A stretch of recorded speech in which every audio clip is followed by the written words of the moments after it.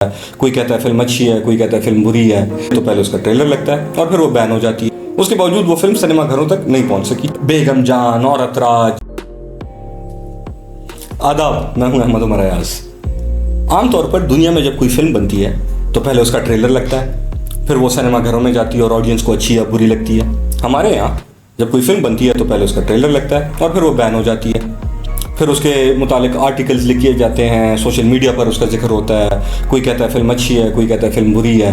फिर वो फिल्म जब किसी न किसी तरीके से ऑडियंस तक पहुंचती है तो ऑडियंस को समझ ही नहीं आती कि वो फिल्म अच्छी है या बुरी, क्योंकि उस फिल्म के इर्द गिर्द इतना ज़्यादा डिस्कोर्स जमा हो चुका होता है। अब हाल ही में ज़िंदगी तमाशा के साथ भी ऐसा ही कुछ हुआ। ज़िंदगी तमाशा का पहले ट्रेलर आया तो हम एक्सपेक्ट कर रहे थे कि कुसट की नई फिल्म आ रही है, अच्छी फिल्म होगी, और फिर हमें पता चला कि वो तो बैन हो गई, और बैन भी गैर सरकारी तौर पर, क्योंकि फिल्म ने तमाम लीगल रिक्वायरमेंट्स भी पूरी की हुई थी। 3 सेंसर बोर्ड्स के सर्टिफिकेट्स भी थे फिल्म के पास। उसके बावजूद वो फिल्म सिनेमा घरों तक नहीं पहुंच सकी। लेकिन अभी कुछ दिनों पहले सरमद खूसट ने यह फैसला किया कि वो इस फिल्म को ऑडियंस तक ज़रूर पहुंचाएंगे, और फिर उन्होंने ये फिल्म बगैर किसी चार्जेस के सोशल मीडिया पर अपलोड कर दी।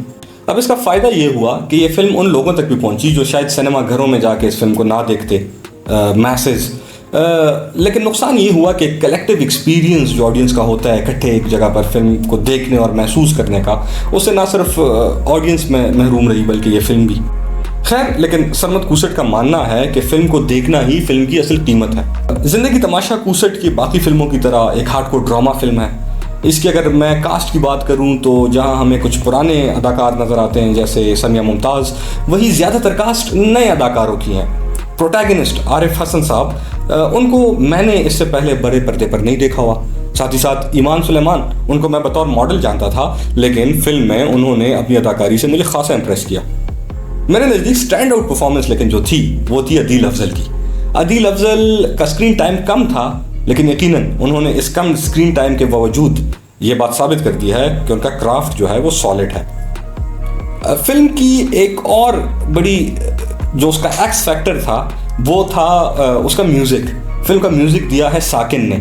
अब ये सरमद खूसट का खासा है, अक्सर उन लोगों को मौका देते हैं कि जो मौका वो डिज़र्व करते हैं। कमली का म्यूज़िक मुझे याद पड़ता है सात सुल्तान ने दिया हुआ है, साथ ही साथ अभी ज़िंदगी तमाशा का साकिन ने। अब ये वो फ़नकार हैं जिनको शायद मैसेज नहीं जानते, लेकिन यकीनन they are extraordinarily talented people, talented artist है मुझसे, और वो बात दोनों फिल्म्स की म्यूज़िक में दिखती भी है। फिल्म की अगर मैं कहानी की बात करूं तो फिल्म की कहानी एक ऐसे शख्स की है जिसकी एक वीडियो उसकी मर्जी के बगैर ना सिर्फ बनाई जाती है बल्कि सोशल मीडिया पर अपलोड भी कर दी जाती है। अब ये वीडियो जब अपलोड होती है तो उसकी ज़ाती ज़िंदगी को भी मुतासिर करती है और साथ ही साथ उसकी प्रोफेशनल और पर्सनल लाइफ्स को भी। ये कहानी आज के दौर की कहानी है, खासी रिलेटेबल है, नई है, और प्लॉट में वो कॉम्प्लेक्सिटी लेकर आती है कि आज के दौर की ऑडियंस इस फिल्म से बेहतर तौर पर कनेक्ट कर पाती है। लेकिन एक मसला भी इससे जुड़ा हुआ है, और वो मसला ये है कि ये शख्स जिसकी वीडियो बनती है और सोशल मीडिया पर अपलोड होती है, उस शख्स की पहचान मजहबी है। अब ये मजहबी पहचान जहां उसकी कैरेक्टराइजेशन को मैच्योर बनाती है, वहीं कहीं ना कहीं इस फिल्म पर, ज़िंदगी तमाशा पर लगे जाने वाले गैर सरकारी बैन की वजह भी बनती है। लेकिन ये कोई नई बात नहीं है। पाकिस्तान की तारीख आप उठा के देख लें, आपको एक लंबी लिस्ट मिलेगी ऐसी फिल्मों की जो माजी में भी बैन होती चली आ रही है। 50 की दहाई में फैज़ अहमद फैज़ की लिखी हुई जागो हुआ सवेरा, फिर उसी दहाई में करतार सिंह, फिर 70 में बेगम जान, औरत राज, 80 की दहाई में द ब्लड ऑफ हुसैन, मेला, 90 की दहाई में जार गोल, 2000 की दहाई में खामोश पानी, रीसेंट पास्ट में जावेद इकबाल, जॉयलैंड, ज़िंदगी तमाशा, ये उन तमाम फिल्मों में शामिल हैं जिनको किसी न किसी तरीके से किसी न किसी बैन का सामना करना पड़ा, और लिस्ट इससे भी लंबी है। अब होता क्या है कि वजूहात तो बैन होने की बहुत सारी हैं और इस पर एक अलग वीडियो बनाई जा सकती है, लेकिन इससे भी ज़्यादा ख़तरनाक है फिल्मों को या आर्ट को बैन करने के नताइज। एक ऐसा मुल्क कि जहाँ पर आर्ट को बैन किया जाता है या एक आर्टिस्ट को अपनी क्रिएटिव कैपेसिटीज़ को एक्सप्लोर करने का मौका फराहम नहीं किया जाता, वहाँ ना इंटेलेक्चुअल ग्रोथ होती है और ना आर्टिस्टिक। ऐसे मुल्क में फिल्में ही कम बनती हैं और ऑडियंस को पता ही नहीं चलता कि एक अच्छी फिल्म कौन सी है और एक बुरी फिल्म कौन सी है, क्योंकि उनके पास डेटा ही नहीं होता। यही वजह है कि जॉयलैंड को छोड़कर हमारी तारीख में कोई एक भी ऐसी फिल्म नहीं है जो एकेडमी अवार्ड्स के लिए शॉर्टलिस्ट तक हुई हो। नॉमिनेट तो बहुत दूर की बात यकीनन। तो इसलिए हम समझते हैं, मैं ज़ाती तौर पे समझता हूँ कि आर्ट को बैन करना आर्ट से भी ज़्यादा आर्टिस्टिक और इंटेलेक्चुअल ग्रोथ के साथ जाती है, और यकीनन ऐसा नहीं होना चाहिए। खैर, बात करते हैं ज़िंदगी तमाशा की। मैं उसको एकेडमिकली क्रिटिसाइज अगर करूँ तो सबसे पहले तो ज़िंदगी तमाशा एक ड्रामा फिल्म है।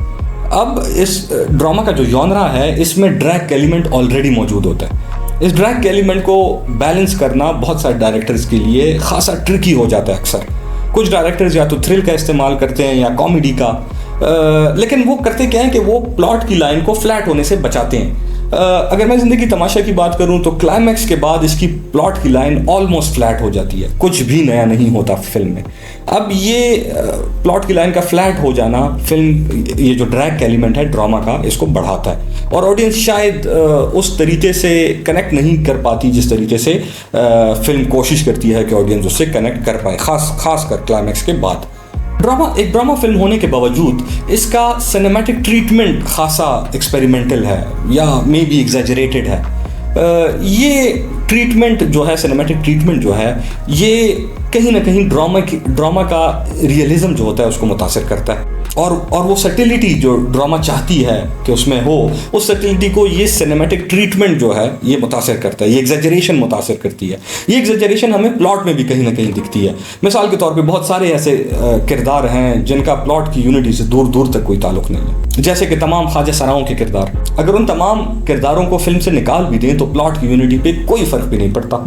खैर, एक इंटरेस्टिंग बात जो मैंने इस फिल्म में नोट की वो ये थी कि फिल्म के जो प्रोटैगनिस्ट हैं आरिफ हसन साहब, वो इस फिल्म में एक नात खां का किरदार अदा कर रहे हैं। फिल्म में बेशतर जगहों पे वो नाते पढ़ते हैं, कई जगहों पे तो गाने भी गाते हैं, लेकिन उनकी जो आवाज़ है वो नात खानों वाली नहीं है। अब उनके गले में वो सुर, वो लय नहीं है जो एक नात खां के गले में होती है। ये बात कहीं ना कहीं जो है वो उनकी कैरेक्टराइजेशन को कमज़ोर बनाती है। जैसे कि मैंने बताया, ज़िंदगी तमाशा का ट्रेलर खासा इंटरेस्टिंग ट्रेलर है। अब ये इंटरेस्टिंग ट्रेलर जो है ये सरमद खूसट का खासा है। अगर मैं कमली की बात करूं तो कमली का ट्रेलर बड़ा एक्सपेरिमेंटल था, साइलेंट ट्रेलर था, और ट्रेलर देखने के बाद मुझसे वेट नहीं हो रहा था कि मैं फिल्म कब देखूंगा। ज़िंदगी तमाशा का भी निहायत खूबसूरत ट्रेलर है, और मंटो जो खूसट की पहली फिल्म थी उसका ट्रेलर भी अपने टाइम के लिहाज से बहुत खूबसूरत ट्रेलर था। ये ट्रेलर कहीं ना कहीं एक्सपेक्टेशंस को बढ़ा देते हैं। वो एक्सपेक्टेशंस मीट करना बहुत मुश्किल हो जाता है फिल्म के दौरान। मैं ये तो नहीं कहूँगा कि खूसट के ट्रेलर्स उनकी फिल्मों से बेहतर होते हैं, लेकिन यकीनन उनके जो ट्रेलर्स हैं, फिल्मों के जो ट्रेलर्स हैं, वो एक्सपेक्टेशन को अच्छा खासा बढ़ा देते हैं। एक और मुश्तरक बात जो खूसट के सिनेमा में है वो ये है कि उनकी हर एक फिल्म में किसी न किसी तरीके का पॉलिटिकल नैरेटिव शामिल होता है। मंटो में प्रोग्रेसिव राइटर्स का पॉलिटिकल नैरेटिव, कमली में सोशल क्लास स्ट्रक्चर का नैरेटिव, जॉयलैंड जो सिर्फ उनकी प्रोडक्शन है उसमें जेंडर का नैरेटिव, और फिर ज़िंदगी तमाशा में रिलीजियस पॉलिटिकल नैरेटिव। अब बीइंग एन आर्टिस्ट जहाँ ये पॉलिटिकल नैरेटिव्स खूसट का हक है और वो इसका इस्तेमाल कर सकते हैं, वहाँ कहीं ना कहीं ये पॉलिटिकल नैरेटिव्स उनकी पहचान भी बनते जा रहे हैं। अब ये उनके हक में जाएगी ये बात या उनके खिलाफ जाएगी, ये तो वक्त ही बताएगा।